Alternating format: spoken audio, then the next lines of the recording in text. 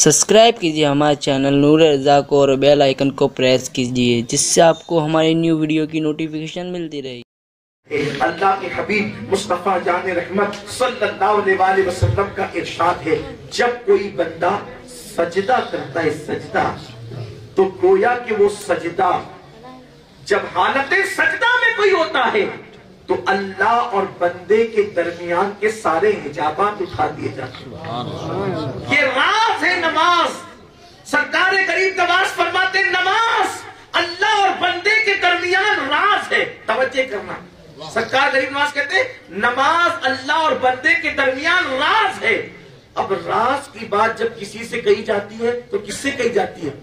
کوئی قریبی ہوتا ہے اسی سے کہی جاتی ہے. راز دیکھو غریب نماز کی راز سے کیسے پردہ اٹھاتے ہیں، نماز کی اہمیت کیسے سمجھاتے ہیں کہ نماز راز ہے اللہ اور بندے کے درمیان.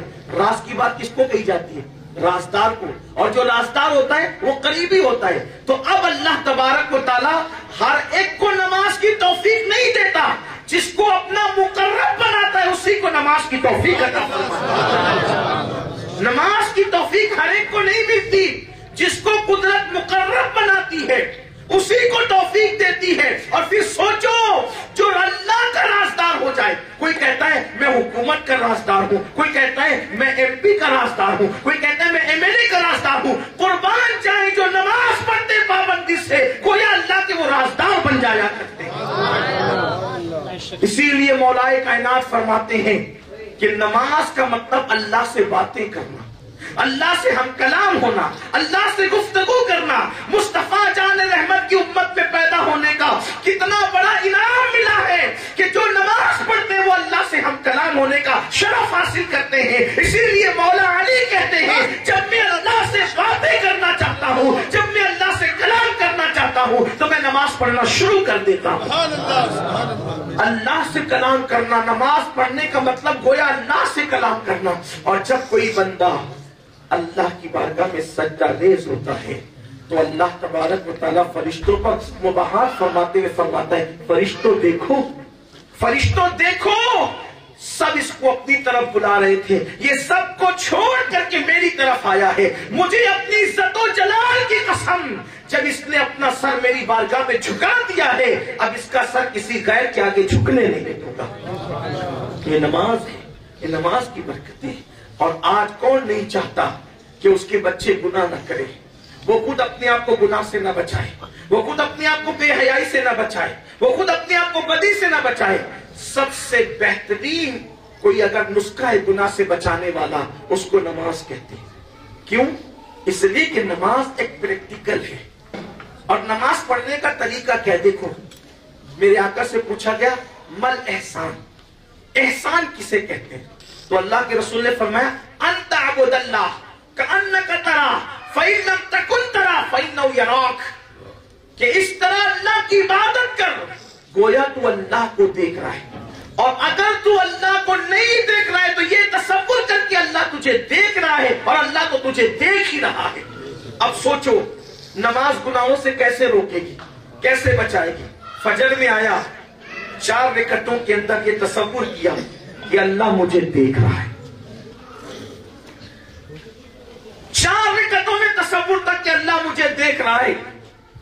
اب اللہ مجھے دیکھ رہا ہے اس تصور کے ساتھ نماز پڑھی، پھر باہر نکلا تو اب دکان پر بیٹھا تو جو نماز کے اندر تصور تھا نا وہ جو ایک پریکٹیکل کروایا جا رہا تھا، ایک مشق کرائی جا رہی تھی 4 رکعتوں کے اندر کہ اللہ مجھے دیکھ رہا ہے، تو وہ تصور دکان پہ بیٹھے وقت رہے گا کہ اللہ مجھے دیکھ رہا ہے.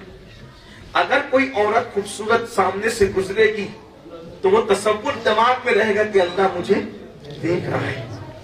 اسی لیے کسٹمر کے ساتھ جھوٹ نہیں بولے گا، جھوٹی قسم نہیں کھائے گا، کسی کو گالی نہیں دے گا، حرام لقمے کی طرف نہیں جائے گا، بد نگاہی نہیں کرے گا، شراب کے اڈوں کی طرف نہیں جائے گا. اللہ مجھے دیکھ رہا ہے، اللہ مجھے دیکھ رہا ہے. اب وہ تصور دھیرے دھیرے دھیرے دھیرے دھیرے دھیرے وقت گزرنے کے ساتھ مدھم ہوتے رہتا ہے. ابھی وہ تصور ختم نہیں ہونے پاتا کہ ظہر کا وقت آ جاتا ہے اور پھر بندہ 12 رکعت ادا کرنے کے لیے اللہ کی بارگاہ میں کھڑا ہوتا ہے اس تصور کے ساتھ اللہ مجھے دیکھ رہا ہے، اللہ مجھے دیکھ رہا ہے۔ 12 رکعتوں میں یہ تصور گویا کہ پریکٹیکل کروایا جاتا ہے اور مشق کرائی جاتی ہے۔ اب ظہر کی نماز پڑھ کے نکلا تو عصر تک کے اب وہی دماغ میں رہتا ہے، اللہ مجھے دیکھ رہا ہے، اللہ مجھے دیکھ رہا ہے، تو عصر تک گناہوں سے بچا رہے۔ عصر میں پھر 8 رکعت پڑھی یا 4 رکعت پڑھی، اللہ مجھے دیکھ رہا ہے۔ مغرب تک وہ تصور، مغرب میں پھر 7 رکعت پڑھی یا 5 رکعت پڑھی یا 3 رکعت پڑھی، عشاء تک وہ تصور، پھر عشاء میں 17 رکعت پڑھی یا 5 رکعت 17 رکعت پڑھی یا 7 رکعت پڑھی یا 4 رکعت پڑھی، جو بھی پڑھی، اب وہ تصور کہ اللہ مجھے دیکھ رہا ہے، تو وہ رات بھر وہ تصور اس کو گناہ سے بچائے گا۔ آپ دیکھنا جو بھی بندہ نماز پڑھنا شروع کر دیتا ہے دھیرے دھیرے وہ دین کے قریب آنے لگتا ہے، وہ اللہ کے قریب آنے لگتا ہے، وہ مذہب کے قریب آنے لگتا ہے۔ نماز کی خصوصیت ہے کہ نماز انسان کو دین کے قریب کرتی ہے، نماز انسان کو اللہ کے قریب کرتی ہے۔ اللہ اکبر۔ ایک شخص ایک جوان کی شکایت صحابہ نے کی، یا رسول اللہ ایک جوان نے آپ کے ہاتھوں پہ کلمہ پڑھا لیکن وہ گناہوں سے بچ نہیں رہا ہے، ہم دیکھ رہے کہ وہ گناہ پہ گناہ کرتا جا رہا ہے۔ میرے آقا نے ایک سوال کیا، جس کے گناہ کی تم شکایت کرتے ہو کیا وہ نماز بھی پڑھتا ہے؟ کیا وہ نماز بھی پڑھتا ہے؟ ہاں یا رسول اللہ وہ نماز بھی پڑھتا ہے۔ آقا نے مسکرا کے فرمایا اگر وہ نماز پڑھتا ہے تو ایک دن اس کی نماز اس کو گناہوں سے ضرور دو، ایک دن اس کی نماز اس کو گناہوں سے روک لے گی، کیونکہ اللہ کا اعلان ہے ان الصلاۃ تنہی عن الفحشاء والمنکر، کہ نماز انسان کو گناہوں سے روک لیتی ہے، بری باتوں سے روک لیتی ہے، بے حیائیوں سے روک لیتی ہے۔ اس پر کتنا یقین تھا۔ ایک مرتبہ فاروق اعظم رضی اللہ تعالیٰ عنہ کے دور میں ایک نوجوان لڑکی کے پاس ایک لڑکا، اور اس نوجوان لڑکی سے اس لڑکے نے کہا کہ تو کتنی خوبصورت ہے، مجھے تجھ سے محبت ہو گئی ہے، کیا تو میری خواہشات کو پورا کر سکتی، کیا تو میری تمنا کو پورا کر سکتی؟ سوچیں آپ کہ ایک خوبصورت لڑکی کو ایک لڑکا گناہ کی دعوت دے رہا ہے، لیکن وہ لڑکیاں بھی کس قدر پاک دامن اور کس قدر دیندار اور کس قدر اللہ سے ڈرنے والی تھی، ان کے دلوں میں اللہ کی خشیت اور خوف کیسا تھا کہ ان لوگوں نے گناہ کی طرف بڑھنے کی بجائے گناہوں سے لوگوں کو روکنے کے لیے کیسی کیسی تدابیر کی۔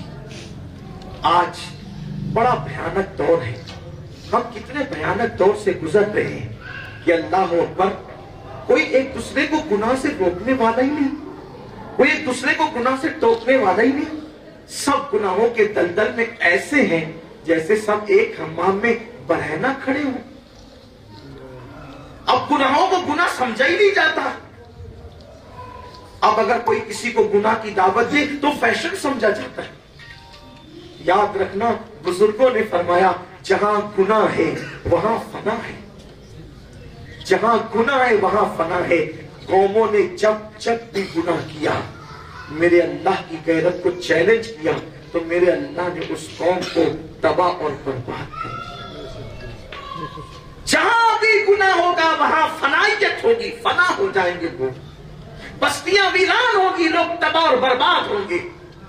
آپ کیا سمجھتے ہیں یہ جو تنگ دستی ہے، یہ جو گھروں کے اندر نفرتوں کی آگ لگی ہوئی ہے، یہ جو باپ کے ساتھ بیٹے بے وفائی کر رہے ہیں، یہ جو ماں باپ کے ساتھ اولاد بدسلوکی کر رہی ہے، یہ جو لوگوں کے دلوں پر اچھی باتیں اثر نہیں کرتی، وجہ کیا ہے؟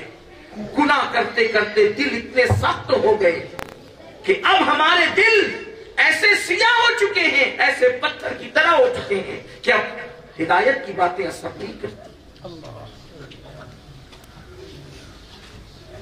دل نرم نہیں ہے، دل ہدایت قبول نہیں کرتے، اس لیے کہ قدرت جن دلوں پر مہر لگا دیتی ہے گمراہی کی، پھر وہ حق سننے سے محروم ہو جاتے ہیں۔